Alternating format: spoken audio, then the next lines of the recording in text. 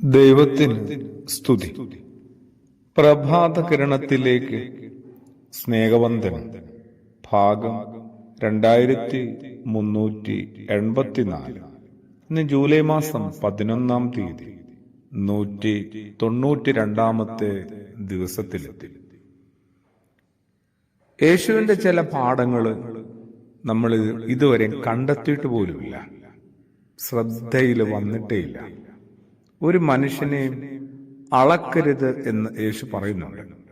ഒരു മനുഷ്യനെയും അളക്കാൻ തുനിയരുത്. ഞാൻ അളക്കുന്ന അളവ് കൊണ്ട് ഒരിക്കൽ ഞാനും അളക്കപ്പെടും എന്നുള്ളത് കൊണ്ട് മാത്രമാണ് യേശു അങ്ങനെ പറഞ്ഞത്. അതൊരു വലിയ അപകടം തന്നെയാണ്. അതുകൊണ്ട് തന്നെ ആരെയും അളക്കാതിരിക്കാൻ ശ്രമിക്കാം. പക്ഷെ അത് മാത്രമല്ല പ്രശ്നം.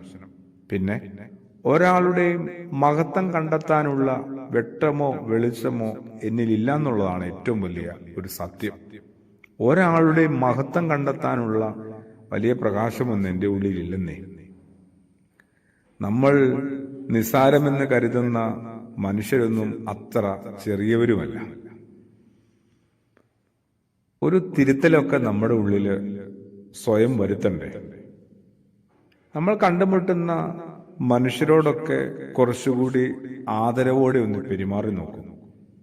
അതൊക്കെ അവർക്ക് നൽകുന്ന ആഹ്ലാദവും ആത്മവിശ്വാസവും എത്ര വലുതായിരിക്കുമെന്ന് നമുക്ക് കണ്ടെത്താൻ പറ്റും. അവരത് അർഹിക്കുന്നുണ്ട്. അല്ലെങ്കിലും ആരോടെങ്കിലും കോപിപ്പാൻ നമുക്ക് അവകാശമുണ്ട്.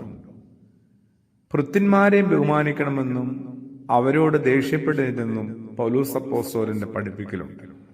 എഫേസ്യ ലേഖനം 6-ാം അധ്യായത്തിലുണ്ട് കേട്ടോ. അപ്പോസ്തലന്റെ കാരണം പറയുന്നുണ്ട്, നിങ്ങളുടെയും അവരുടെയും യജമാനൻ സ്വർഗത്തിലുണ്ട്, അവിടുത്തേക്ക് മുഖനോട്ടമില്ല എന്നുകൂടി വ്യക്തമാക്കുന്നു.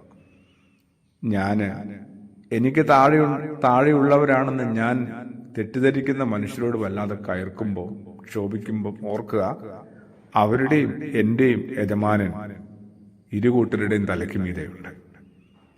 ആ യജമാനനാവട്ടെ ഒരു മുഖപക്ഷമുള്ള ആളുമല്ല.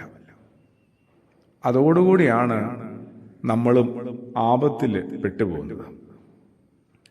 മനസ്സിലിങ്ങനെ വെട്ടമില്ലാത്ത മനുഷ്യർ മറ്റുള്ളവരെ ഓരോരോ കാരണങ്ങൾ കണ്ടെത്തിയും പറഞ്ഞും നിന്ദിക്കുകയും ചെറുതാക്കുകയും ചെയ്തുകൊണ്ടേയിരിക്കും.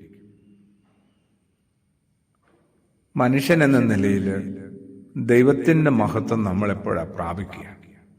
ദൈവത്തിന്റെ ഛായയിലും സാദൃശ്യത്തിലും രൂപപ്പെട്ട നമ്മൾ മനുഷ്യർ ദൈവത്തിന്റെ ആ മഹത്വം എപ്പോഴാണ് ഉൾക്കൊള്ളുക? അവിടെ മുതലാവും നമ്മളും ദൈവപുത്രന്മാരായി മാറുന്നത്. ആമേൻ.